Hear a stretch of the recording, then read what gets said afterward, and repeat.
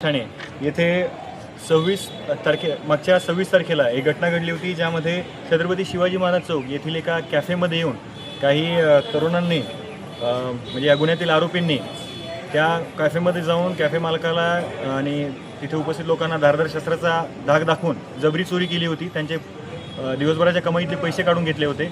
सदर घटनेच्या अनुषंगाने मिरज शहर पोलीस ठाणे येथे जबरी चोरीचा गुन्हा दाखल करण्यात आला आणि या गुन्ह्यात मिरज शहर पोलीस स्टेशनचे प्रभारी अधिकारी चौगुले साहेब, त्यासोबतच डीबी पथकाचे प्रभारी भैरवनाथ पाटील साहेब, संपूर्ण डीबी पथक यांनी अतिशय चांगला तपास करून सदर चारही आरोपीत, त्यातील एक बालअपचारी आणि 3 आरोपी, ज्यात ओंकार साळुंखे, आकाश कोंडे आणि सौरभ पोद्दार हे 3 आरोपी आणि एक बालअपचारी यांना ताब्यात घेतलं। त्यांच्याकडून 4 धारदार हत्यार, त्यासोबतच एक दुचाकी आणि गुन्ह्यात गेलेल्या रकमेपैकी काही रक्कम ही रिकव्हर केलेली आहे।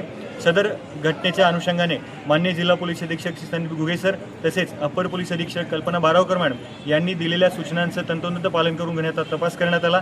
सदर घटनेच्या अनुषंगाने मिरज शहरातील सर्व नागरिकांना मिरज शहर पोलीस ठाणेकडून आवाहन करण्यात येते की अशा प्रकारची कुठली घटना, कुठलेही नशा करत बसलेले काही तरुण आपल्या हद्दीत असतील, कुठला डार्क स्पॉट आपल्या आसपास असेल तर आपल्या निदर्शनास येताच तत्काळ आपण मिरज शहर पोलीस ठाण्याशी संपर्क साधावा आणि त्यासोबतच 112 नंबर आपण डायल करून आम्हाला कळवू शकता।